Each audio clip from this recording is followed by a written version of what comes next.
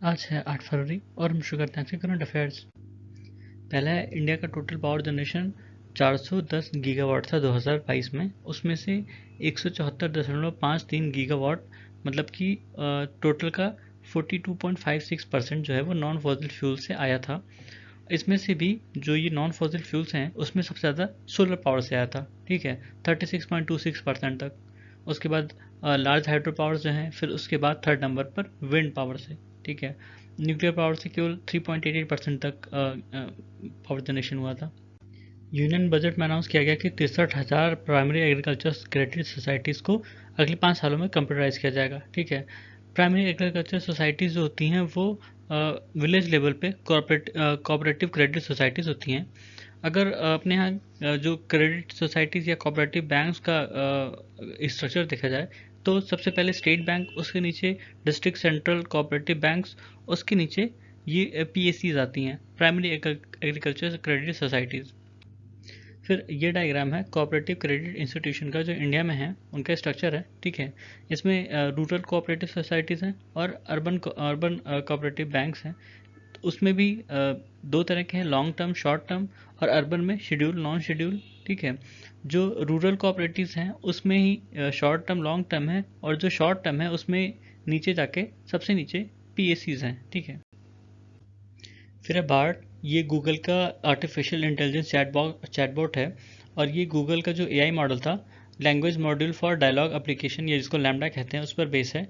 ये in depth conversation कर सकता है, ऐसे स्टाइल में आंसर दे सकता है, और इससे कई तरह की चीज़ें पूछी जा सकती हैं, ठीक है। उसके बाद मिल्क प्रोडक्शन में इंडिया दुनिया में नंबर 1 पर रहा 2021-22 में। ये एफएओ का डाटा है, मतलब फूड एग्रीकल्चर ऑर्गेनाइजेशन का, और इसमें बताया गया कि दुनिया का 24% मिल्क प्रोडक्शन इंडिया में हुआ 2021-22 में, ठीक है। वाइल्ड लाइफ प्रोटेक्शन एक्ट, इसमें 6 शेड्यूल में जो जानवर और पौधे वो कैटेगराइज हैं कि किसको कितना प्रोटेक्शन मिलेगा और किनको किस किस कंडीशन में हंट किया जा सकता है। जैसे जो शुरू के 2 शेड्यूल हैं, शेड्यूल 1 और शेड्यूल 2, इसमें जो भी एनिमल्स हैं उनको सुप्रीम प्रोटेक्शन दी गई, जैसे हिमालयन ब्राउन बियर हुआ, इंडियन एलिफेंट हुआ, या टाइगर वगैरह हो गए, ठीक है। और उसके बाद जो 3-4 हैं, इसमें जो पेनल्टीज़ हैं वो थोड़ी कम है, मतलब इनको उतनी सेफ्टी नहीं प्रदान की गई, जैसे barking deer, falcon, Kingfisher, tortoise, ठीक है। इन लोग को अगर मारते हैं तो पेनल्टी थोड़ी कम है, पेनल्टी है पर थोड़ी कम है, ठीक है। और जो 5वां शेड्यूल है उसमें वो एनिमल हैं जिनको हंट किया जा सकता है, मतलब जिनको वर्मिन डिक्लेयर कर दिया जाए तो उनको हंट कर सकते हैं, ठीक है। Mice, rat, fruit bat, common crow, ये सब हैं। और उसके बाद जो 6वां शेड्यूल है उसमें प्लांट और ट्रीज हैं जिनको मतलब कल्टीवेट नहीं कह सकता, ठीक है, या प्लांट नहीं कह सकता अपने यहाँ, वो इसमें रखे गए हैं। फिर कीनोमाइसिन्स, ये सुडोमोनास जीनस के बैक्टीरिया द्वारा निर्मित एक मॉलिक्यूल है जो कि जिसका बहुत ज़्यादा एंटी माइक्रोबियल इफेक्ट है, मतलब ये कई सारे जो प्लांट फंगी डिसीज़ होते हैं या ह्यूमन पैथोजेनिक फंगी होते हैं उनके खिलाफ बहुत असरदार है, ठीक है। और ये पौधों को बचा सकता है कई सारी बीमारियों से, ठीक है। और इसको एक अल्टरनेटिव में देखा जा रहा है कि जो केमिकल पेस्टिसाइड्स होते हैं उसकी जगह हम इस इन्वायरमेंट फ्रेंडली अल्टरनेटिव को यूज़ कर सकते हैं खेतों में भी, ठीक है। जो खेतों में पैथोजेंस लग जाते हैं पौधों में, ठीक है, उनको इससे बचाया जा सकता है।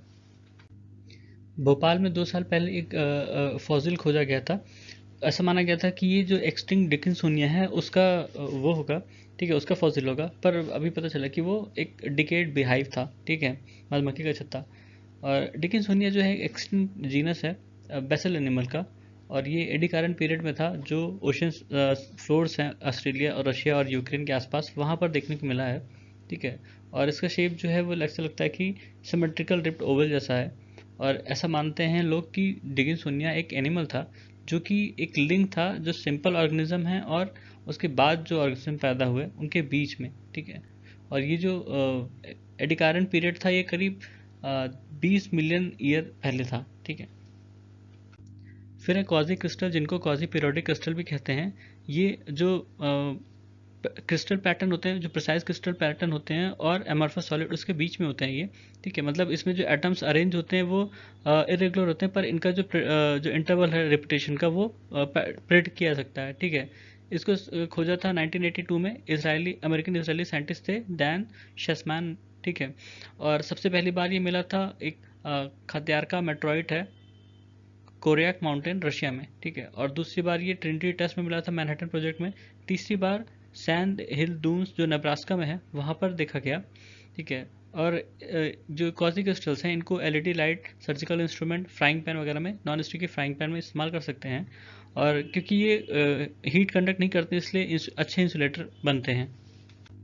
फिर वॉइस डीप फेक्स, ये किसी भी रियल पर्सन की जो आवाज़ है उसको एकदम ऐसा मिमिक करना कि पता ना चले कि ये फेक है। ठीक है, इसके लिए जैसे किसी अगर एआई का इस्तेमाल करें, किसी कंप्यूटर का इस्तेमाल करके बना रहे हैं तो इसके लिए बहुत हाई एंड कंप्यूटर चाहिए होता है जिसमें बहुत तगड़ा ग्राफिक कार्ड हो और क्लाउड कंप्यूटिंग वगैरह हो, उससे बनता है।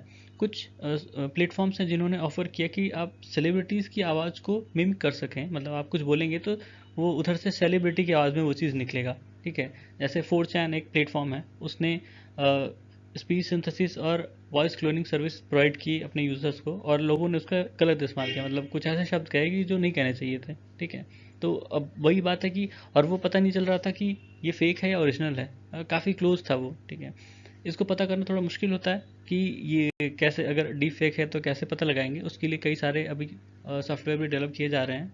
ठीक है, फिर है सर्नर रीजन। हमारे यहाँ कुछ ट्राइबल कम्युनिटीज़ हैं जिन्होंने ये रिक्वेस्ट की है कि, या कह सकते हैं डिमांड की है कि हम जब नेक्स्ट सेंसस आएगा तो उनको सर्नर रीजन के कॉलम में रखा जाए। ठीक है, ये जैसे कुछ कम्युनिटीज़ जो रहती हैं उड़ीसा, झारखंड, बिहार, वेस्ट बंगाल, असम में, इन्होंने ही इस बात की डिमांड उठाई थी।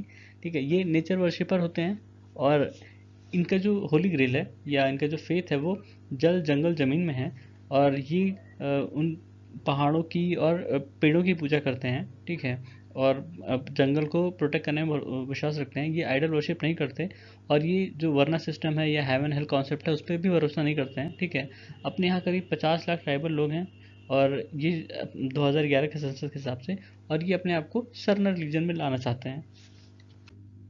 फिर कोर इन्फ्लेशन, फूड और एनर्जी सेक्टर के जो प्राइसेस होते हैं उनको हटाकर जो भी इन्फ्लेशन निकलता है उसको ही कोर इन्फ्लेशन कहते हैं। ठीक है, क्योंकि फूड और एनर्जी के जो प्राइसेस हैं वो बहुत वोलाटाइल होते हैं, सीजनल भी होते हैं, वोलाटाइल भी होते हैं, कभी भी चेंज हो सकते हैं। ठीक है, इसलिए उनको नहीं इंक्लूड किया जाता है कोर इन्फ्लेशन में। कोर इन्फ्लेशन का फ़ायदा ये होता है कि पता चलता है कि जो मतलब इन्फ्लेशन की वजह से जो कंज्यूमर पर भार पड़ रहा है वो कितना पड़ रहा है। ठीक है, इसी हिसाब से फिर जो सेंट्रल बैंक है और गवर्नमेंट है वो अपनी पॉलिसीज़ को रीसेट या सेट कर सकती हैं, या देख सकती हैं कि क्या चेंजेस लाने हैं। ठीक है, हेडलाइन इन्फ्लेशन वो होती है जो रॉ इन्फ्लेशन फिगर्स होते हैं कंज्यूमर प्राइस इंडेक्स के। ठीक है, उसको ही हेडलाइन इन्फ्लेशन कहते हैं। फिर है टर्की के बारे में, ये पार्टली एशिया में है, पार्टली यूरोप में है, और ये तीन तरफ पानी से घिरा है, ब्लैक सी, मेडिटेरियन सी, एशियन सी। और इसका जो मेन पार्ट है जिसको एनाटोलिया पेनिनसुला कहते हैं, जिसको एशिया माइनर कहते हैं, एशिया का वेस्टर्न मोस्ट पार्ट है। और ये यहाँ पर दो स्टेट्स भी हैं, बोस्फोरस स्टेट जो कि ब्लैक सी को सी ऑफ मरमारा से कनेक्ट करता है, और डार्डेनल्स जो कि एजियन सी को सी ऑफ मरमारा से कनेक्ट करता है। ठीक है, और इसकी कैपिटल सिटी अंकारा है, सबसे बड़ा शहर इस्तांबुल है, और यहाँ जो मतलब रिलीजन है, ज़्यादातर लोग मुस्लिम है, सुन्नी मुस्लिम है। ठीक है, ये मैप बहुत इंपॉर्टेंट है क्योंकि इसमें ब्लैक सी, एजियन सी, मेडिटेरियन सी है। अक्सर इनको मतलब नॉर्थ टू साउथ अरेंज करने का आता है, खासकर इनके जो स्टेट्स हैं उनको भी। ठीक है, तो जैसे ये ब्लैक सी, फिर बोस्फोरस स्टेट, फिर उसके बाद सी ऑफ मरमरा, फिर ये डार्डेनल्स स्टेट, फिर एजियन सी। इसको सीक्वेंस में लिख लेना क्योंकि ये कभी कभी नॉर्थ टू साउथ अरेंज करने को पूछ लेते हैं। India Turkey relation, diplomatic relation जो है वो 1948 से शुरू हुए थे। उसके बाद जो पीएम नेहरू 1960 में पहले प्रधानमंत्री थे जो वहाँ पर टर्की विजिट करने गए, और रिसेंट जो हमारा इंगेजमेंट इनसे हुआ था वो एससीओ की मीटिंग थी, एससीओ की समिट थी समरकंद में, तब पीएम मोदी और रिसेप तैयब मिले थे। इंडिया टर्की ने बायलैटरल ट्रेड एग्रीमेंट साइन किया था 1973 में, और उसके बाद एक एग्रीमेंट बना था India Turkey joint commission on economic and technical cooperation 1983 में। और जो 2021-22 की फिगर है बायलैटरल ट्रेड से, उसमें इंडिया का जो एक्सपोर्ट था टर्की को वो करीब $8,716 मिलियन का था, और इंडिया को जो एक्सपोर्ट आया वहाँ से वो $1,916 मिलियन का था।